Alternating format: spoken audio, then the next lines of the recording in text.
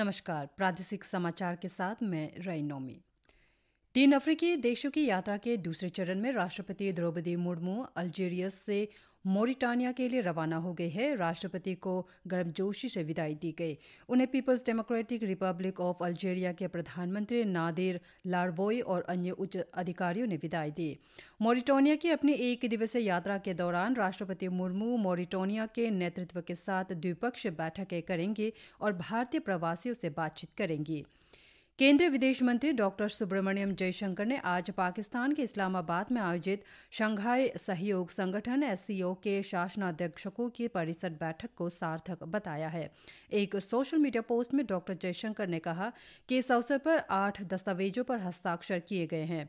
उन्होंने इस बात पर भी प्रकाश डाला कि भारत ने विचार विमर्श में सकारात्मक और रचनात्मक योगदान दिया है।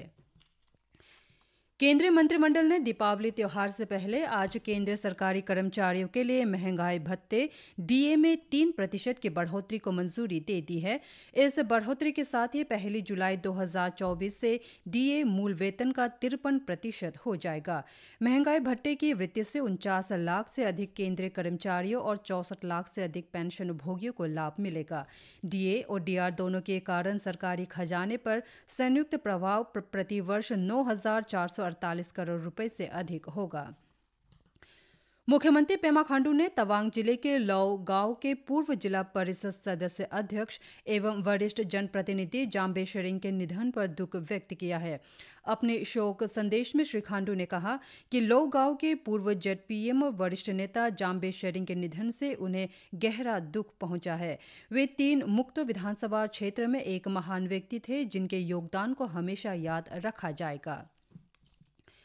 प्रदेश मुख्य सचिव मनीष कुमार गुप्ता ने जोर देकर कहा कि भूमि प्रबंधन और भू विज्ञान एवं खनन विभागों की गतिविधियों को निर्धारित दिशा निर्देशों के अनुसार किया जाना चाहिए। ये बात मुख्य सचिव ने आज भूमि प्रबंधन, भू विज्ञान एवं खनन, आपदा प्रबंधन और विज्ञान एवं प्रौद्योगिकी विभागों के साथ हुई समीक्षा बैठक में कही। श्री गुप्ता ने इस बात पर भी बल दिया कि विभाग के वार्षिक प्रदर्शन की समीक्षा के लिए आपदा प्रबंधन पर राज्य कार्यकारी समिति की नियमित बैठकें और राज्य आपदा प्रबंधन प्राधिकरण की बैठक साल में एक बार आयोजित की जानी चाहिए। राजीव गांधी विश्वविद्यालय दोईमुख में आगामी 25 से 27 अक्टूबर तक तीसरा राज्य पैरा खेल 2024 का आयोजन होगा। इस आयोजन में लगभग 500 प्रतिभागियों के भाग लेने की उम्मीद है, जिसमें 300 पैरा स्पोर्ट्स खिलाड़ी, दिव्यांगजन और 200 सहायक कर्मचारी शामिल है। खेल प्रतियोगिता में 7 discipline para athletics, para badminton, blind football, para boccia, para power lifting, para शतरंज और पैरा शूटिंग पर प्रतियोगिता आयोजित होगी। प्रतियोगिता के विजेताओं को आगामी नॉर्थ ईस्ट पैरा गेम्स और नेशनल गेम्स चैंपियनशिप 2024 और 25 में अरुणाचल प्रदेश का प्रतिनिधित्व करने के लिए चयनित किया जाएगा। गत 14 अक्टूबर से शुरू हुई पूर्वोत्तर राज्यों में भारतीय नौसेना मोटरसाइकिल अभियान आगामी 24 अक्टूबर तक जारी रहेगा। पूर्वोत्तर के 3 राज्यों मेघालय, असम और अरुणाचल प्रदेश में वर्तमान पहल में मुख्य उद्देश्य स्कूलों और महाविद्यालयों में भारतीय नौसेना का प्रदर्शन करना और अग्निपथ योजनाओं सहित भारतीय नौसेना में करियर के अवसरों के बारे में जागरूकता अभियान चलाना है। अभियान में महिला अधिकारियों और उनके जीवन साथियों को शामिल करके नारी शक्ति को बढ़ावा देना और क्षेत्र में नौसेना के दिग्गजों और वीर नारियों के साथ बातचीत करना भी है। 15 दिवसीय अभियान में अधिकारियों, नाविकों और उनके परिवार के सदस्यों समेत कुल 40 भारतीय नौसेना कर्मी भाग ले रहे हैं।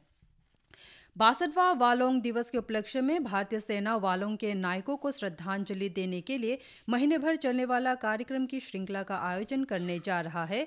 ये अवसर 1962 के भारत चीन युद्ध में वालोंग की लड़ाई के दौरान वीरता से लड़ने वाले हमारे सैनिकों के साहस और बलिदान का सम्मान करता है। ये स्मरण महोत्सव कल से शुरू होकर अगले महीने की 14 तारीख तक चलेगा। इस वर्ष के स्मरणोत्सव में स्थानीय समुदायों को शामिल करके और शहीद नायकों की स्मृति का सम्मान करके एक जीवंत गतिविधि आयोजित की जाएगी। आकाशवाणी ईटानगर के क्षेत्रीय समाचार इकाई राज्य के प्रत्येक जिले से एक पार्ट टाइम संवाददाता पीटीसी के रूप में नियुक्ति के लिए पात्र उम्मीदवारों से आवेदन आमंत्रित कर रहे हैं। आवेदन जमा करने की अंतिम तिथि 8 नवंबर 2024 होगी। इच्छुक उम्मीदवार www.newsonair.gov.in पर वैकेंसीज की जानकारी प्राप्त कर सकते हैं। इसी के साथ समाचार बुलेटिन समाप्त हुए। नमस्कार।